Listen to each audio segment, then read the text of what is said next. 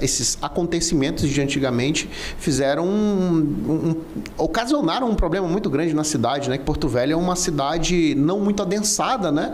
Essas invasões foram esticando a cidade e você vê, né? Tipo, muito imóvel, mas sempre né? Tem um político ali no meio, vendendo uma facilidade. Não dá a dizer porque é política, mas você tem como qualquer ambiente, você tem as pessoas que não têm tanto caráter que acabam fazendo Sim, incitando. não, mas era uma prática comum até um tempo desse atrás. E pela falta de regularização. Acho que no momento que você não tem regularização, de fato, você acaba incentivando a ilegalidade, né? Então, a melhor maneira da expansão fundiária aí ajudou bastante essa regularização. E essa parte é interessante, Guto, inclusive, né? A título de informação privilegiada, né? A tendência é que se seguir a corrente atual da gestão atual, né? Por mais que a gente esteja num ano político, né?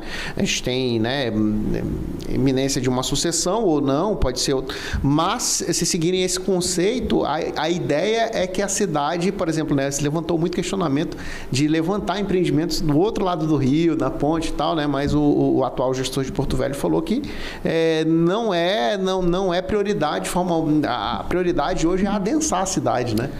Porque tem muito terreno vazio, né? Uma pena a nossa revisão da Malha e IPTU não ter avançado. Esse foi talvez os munícipes percam muito de a gente não ter revisado isso. Sim. Vários, né? E foi feito um grande marketing negativo, né? A discussão é porque, enfim, né? A grande parte das pessoas que estão na Câmara, né? Eles seguem, né, o anseio da população, e a população se assustou por conta de poucos vídeos que fizeram um marketing negativo gigantesco. E o impacto no IPTU era o percentual a nível de 30 anos, né? Era muito pouco, né? Eu acho que foi mais a forma, a maneira, né? Mas Porto Velho tem, de fato, um das piores. Você vê os números, você acompanha pelos dados da transparência, você vê que Porto Velho está bem defasado, e tem alguns municípios que têm uma renda sobre o patrimônio, né? Sobre o IPTU muito maior. Sim. Eu acho que a discussão que a gente está no ano que vai estar discutindo a reforma tributária. É um país que as avessas, né? Você tributa muito o consumo e pouco a renda e pouco o patrimônio. Então, acho que é uma discussão não só de município de Porto Velho, mas é uma discussão de Brasil mesmo. Sim. Que modelo que a gente quer que fique. Uhum. É uma cidade que tem uma cidade muito espalhada, você gasta mais, você gasta mais para manter ela. Exato. Inclusive, tem a questão de horário de funcionamento. Tem algumas cidades que, quando elas reduzem o horário dela de funcionamento, elas têm um pouquinho mais de organização, porque se você tem um horário muito extenso, você também tem que ter segurança, né, várias coisas para ela funcionar 24 horas. Não é toda cidade que suporta um funcionamento de 24 horas. Não, eu não vou longe, não. Vamos citar o caso de Brasília, né? Brasília, ela, enfim, né, foi uma cidade que foi projetada para 200 mil pessoas, né? Para compor ali, né, a gestão nacional ali, né? E hoje ela tem, sei lá, acho que está 5 milhões, não sei. Você vê que em determinados horários, né? Até isso aí, recém a gente teve lá, né? Conversando com gestão local, e eles falam que dependendo do horário, tipo a partir das 8 da noite, fluxo de carro diminuiu. Eles vão fechando algumas pistas justamente para não causar estrago naquelas pistas e gastar com recapeamento. Então, são soluções inteligentes que fazem com que a cidade seja mais... onere menos, né, para a gestão e consiga ser, né, ecológica, né? Mas, por exemplo, o caso de Porto Velho, porque realmente as pessoas têm o brasileiro tem muito essa questão, né, do trauma, né, do que ele gasta como imposto, né, ser reinvestido, né? Então, você tira... Bom, para isso eu elogio aqui a gestão atual do prefeito Hildon Chaves, porque, né, a gente, mesmo com esses números de pouca arrecadação, né, vem se mostrando uma gestão inteligente, né, que né, vem trabalhando aí na infra da cidade e tal. É claro que pode melhorar mais, né, mas se pensa, se tivesse um caixa melhor, né, poderia avançar muito mais, né? Você vê uma medida muito simples. Eu vi a questão da mobilidade, né? A mobilidade de Porto Velho, uma cidade que é plana, que tem muita rua, não tem...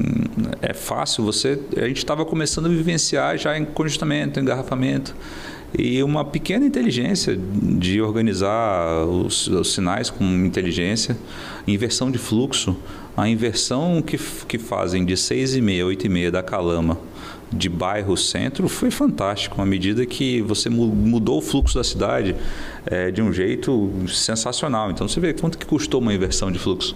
É muito pouco. Com certeza. Muito pouco, porque você coloca cones, organiza uma malha, deve ter um custo, claro, você criar uma mobilização, mas você não precisou fazer uma ponte, você não precisou fazer uma rua, você não precisou nada, faltou inteligência e organização. Então, de fato, quando você organiza a cidade e rediscute algumas coisas, você acaba interferindo em um ou outro. E às vezes o problema é esse. Teve uma discussão gigante no passado que falavam da 7 de setembro. A 7 de setembro é uma avenida que precisa ser discutida. Sim. Falam-se, né, de medidas como encerrar a linha do ônibus. Uhum. Hoje você tem um corredor de ônibus ali. Será que precisa do corredor de ônibus? Será que tem tanto fluxo de gente que está indo para lá? A 7 de setembro, de certa maneira, ela morreu do ponto de vista comercial. Exatamente. É dolorido falar isso daí para os saudosistas, mas quem passa lá no dia a dia sabe, né? Mas precisa ser tratado até para resgatar. Então, criar aquela via com duas mãos. A 7 de setembro já teve duas mãos no início. Eu sou desse tempo, né? A gente é desse tempo, né, Guto? O meu avô teve loja no canteiro central da 7 de setembro. Quando eu falo isso, eu falo assim, mas teve canteiro central? Teve canteiro central. Então, acho que algumas coisas precisam reformular. Falam de poder estacionar, né? Como é que a pessoa chega numa cidade quente como essa e não pode parar na frente porque não tem estacionamento, não pode parar no outro porque não tem um corredor de ônibus. Então, você tem toda uma discussão. E você tem ali a nossa estrada de ferro, que vai ser reinaugurada em breve aí, você precisa chegar até ela. Então, sim, eu acho que de fato tem uma discussão gigante para fazer. Claro que quando fazer isso, às vezes vai afetar um, às vezes vai afetar o outro, sim, às vezes a loja vai ter que mudar a fachada, tudo isso impacta, né? E tem até uma discussão que o Paletó falou uma época sobre a criação de um centro histórico de revitalização das fachadas.